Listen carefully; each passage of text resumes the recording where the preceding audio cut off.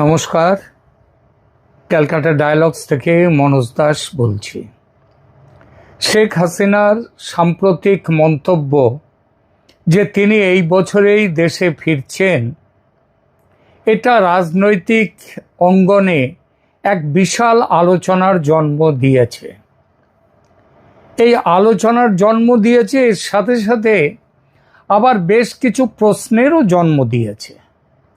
যারা এটাকে বিশ্বাস করছেন না, মনে করছেন শেখ হাসিনা এমনি এসব কথাগুলো বলেছেন, তারা যেমন এই বিষয়টা নিয়ে বলছে, মুখে অস্বীকার করছেন বটে, কিন্তু এটা চিন্তা করছেন, ভাবছেন, অনেকে ভয়ও পেয়ে যাচ্ছেন যে শেখ হাসিনা দেশে ফিরলে তাদের কি অবস্থা হবে। কারণ এই জল্পনা সন্দেহ যারা করছেন তিনি ফিরবেন না, তারা সন্দেহ করছেন, কিন্তু তাদের মনের মধ্যে ভয়টা আছে, কারণ দেশে ফিরলে তাদের কি হবে।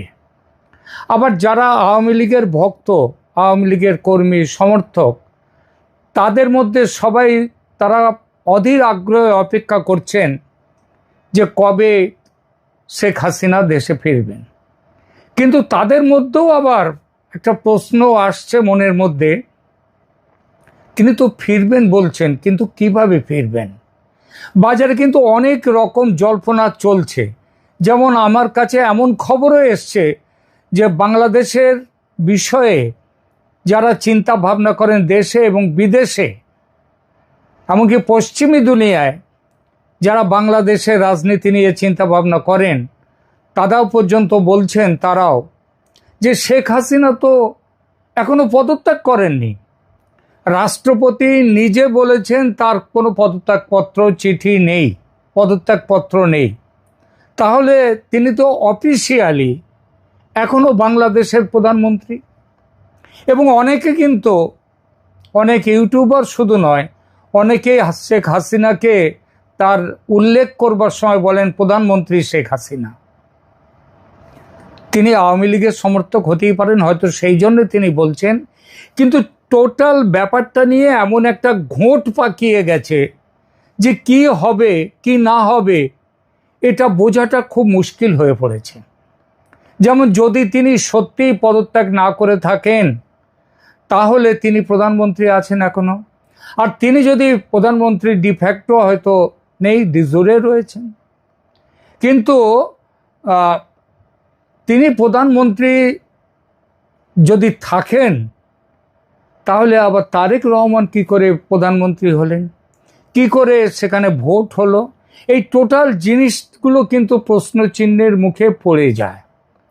সুতরাং এই প্রশ্নচিহ্ন এবং বাংলাদেশের রাজনীতিতে, সেখানটাতে আন্তর্জাতিক মহল এবং আন্তর্জাতিক পৃথিবীর অন্য শক্তি, অন্য দেশগুলোর শক্তি, বিশেষত আমেরিকার শক্তি সেখানে এমনভাবে কাজ করেছে এবং করছে এখনও, যে আমেরিকা যদি কোনো রকমভাবে প্রেসিডেন্ট ট্রাম্পের মুখ দিয়ে কালকে বেরিয়ে আসে, আরে ওসব এখনও তো Sheikh Hasina is the prime minister till now, আর কেউ বাংলাদেশের কারো মুখ দিয়ে কোনো প্রশ্ন উঠবে না।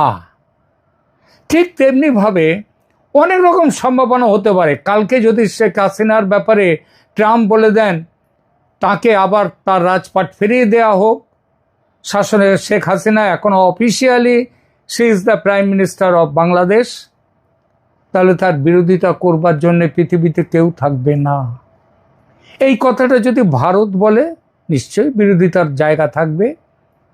কিন্তু আমরা সেই জায়গাটা যেমন মাথায় রেখে, এখন অনেক জায়গা থেকে প্রশ্ন উঠছে, শেখ হাসিনা তো বললেন তিনি দেশে ফিরবেন, কিন্তু কথাটা হচ্ছে তিনি কোন কৌশলে দেশে ফিরবেন, কোন পরিস্থিতিতে দেশে ফিরবেন, দেশে ফেরার জন্য তার পেছনে কাদের সমর্থন আছে, নাকি কারো সমর্থন না নিয়েই তিনি স্রেফ নিজের ইচ্ছায় তিনি দেশে ফিরতে চাইবেন। দেশে ফিরলে কি হতে পারে সম্ভাব্য? বর্তমানে যেটা রয়েছে সেটা হচ্ছে দেশে ফেরার সঙ্গে সঙ্গেই তিনি গ্রেপ্তার হতে পারেন। গ্রেপ্তার হলে তার মাথার উপরে কি আছে? ইন্টারন্যাশনাল ক্রাইম ট্রাইব্যুনাল ঢাকায় তাদের যে মৃত্যুদণ্ড দেয়া আছে সেটা তার মাথার উপরে আছে। মৃত্যুদণ্ড কার্যকর হবে কি না, তাকে গ্রেপ্তার করার সাহস হবে কারোর কি না, সে প্রশ্নগুলোও কিন্তু উঠছে। আর যদি গ্রেপ্তার করার সাহস বাংলাদেশের কারোর না হয়, পুলিশের, প্রশাসনের, সেনাবাহিনীর, তাহলে প্রশ্ন ওঠে এই সাহসটা তাহলে হচ্ছে না কেন? তাদের কোন শক্তি তাদেরকে আটকে রাখতে পারে? শেখ হাসিনা, আমার নিজের বিশ্বাস, শেখ হাসিনা দেশে ফিরলে তাকে গ্রেপ্তার করার সাহস বাংলাদেশের কোনো শক্তির হবে না। সে সেনাবাহিনীরও হবে না, এমনকি সরকার, সেনাবাহিনী যদি সাথ না দেয়, সরকারের ক্ষমতাই নেই তাকে, তা সে তারেক রহমানের সরকার হোক আর যে সরকারই হোক, তাদের সাহস নেই, ক্ষমতা নেই শেখ হাসিনাকে গ্রেপ্তার করে।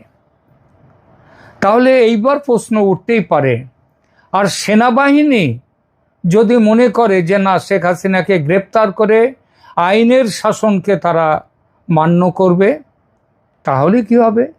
সেই পরিস্থিতিতেও কি শেখ হাসিনা দেশে ফেরার সাহস সঞ্চয় করতে পারবেন?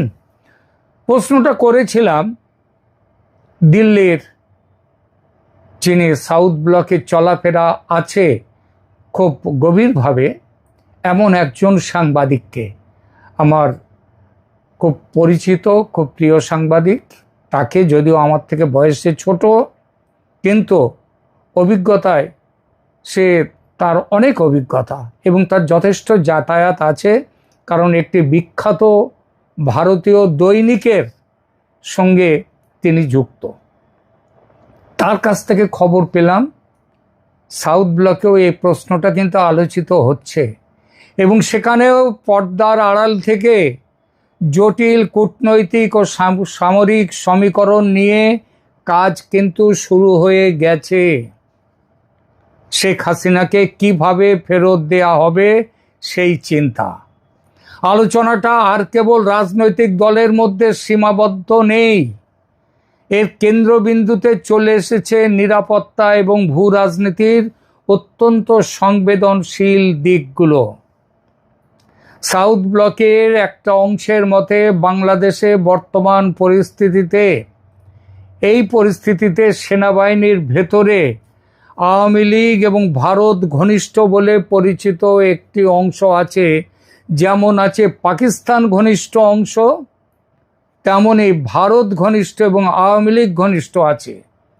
পাকিস্তান ঘনিষ্ঠ যারা, তাদের সাথে রয়েছে যেমন জামাতি সেনাবাহিনীর জামাত ঘনিষ্ঠ অংশ, তেমনি শেখ হাসিনারও একটা দল আছেন। তারা এখনো কিন্তু তারা বাংলাদেশ সেনাবাহিনীতে বহাল তবিয়তে আছেন।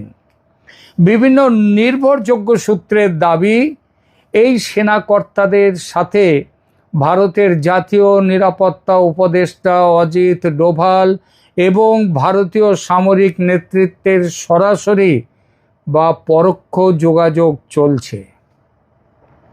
কিন্তু কেন এই তৎপরতা? কারণ বাংলাদেশ ও ভারতের দীর্ঘদিনের কৌশলগত সম্পর্কের ভারসাম্য বজায় রাখার জন্যেই ভারত এই ব্যাপারটিও দেখছে।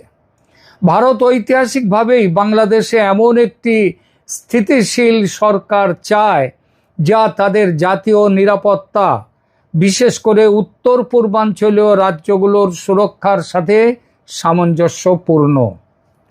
অন্যদিকে সেনাবাহিনীর একাংশের এই তৎপরতা নির্দেশ করে যে বাংলাদেশে, মানে বাংলাদেশ সেনাবাহিনীর, তাদের এক অংশের এই তৎপরতা নির্দেশ করে যে ক্ষমতার পট পরিবর্তনের পরেও প্রভাব বলয়গুলোতে কতটা গভীর ও দীর্ঘস্থায়ী সম্পর্ক, তার ছাপ প্রভাব এখনো বিদ্যমান রয়েছে। তবে মনে রাখতে হবে, এই আলোচনার বিশ্বাসযোগ্যতা নিয়েও প্রশ্ন তোলার অবকাশ থাকতেই পারে।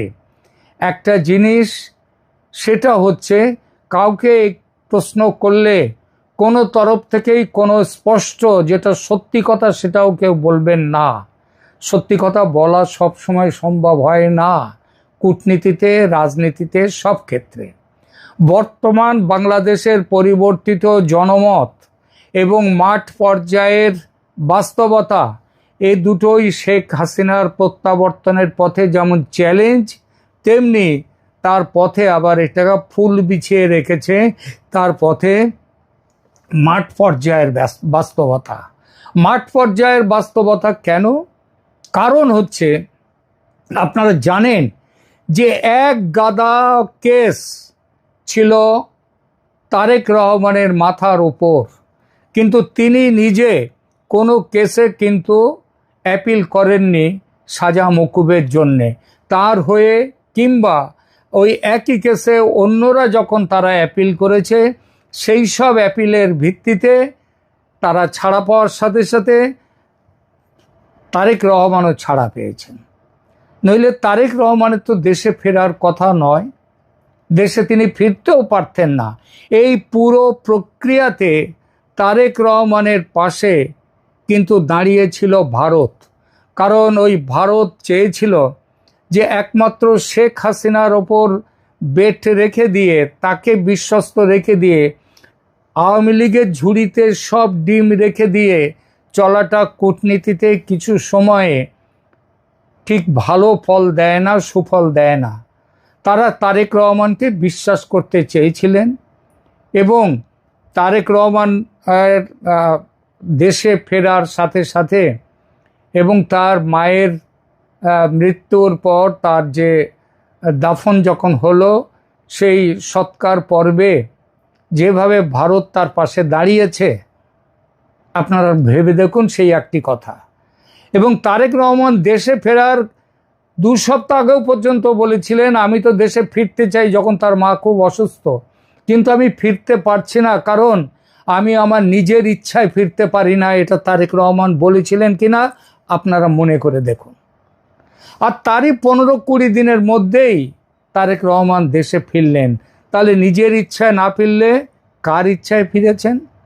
মনে রাখবেন যে আমেরিকায় তখন ওখান থেকে বেরিয়ে এসেছিল যে আমেরিকা কিন্তু শেষ দিকে নির্বাচনের কথা যখন চলছে, দিন স্থির প্রায় হয়ে গেছে, তখন আমেরিকা চেয়েছিল জামাত ক্ষমতায় আসুক। কারণ এটা হচ্ছে আমেরিকার চিরকালের নীতি হচ্ছে এইটাই।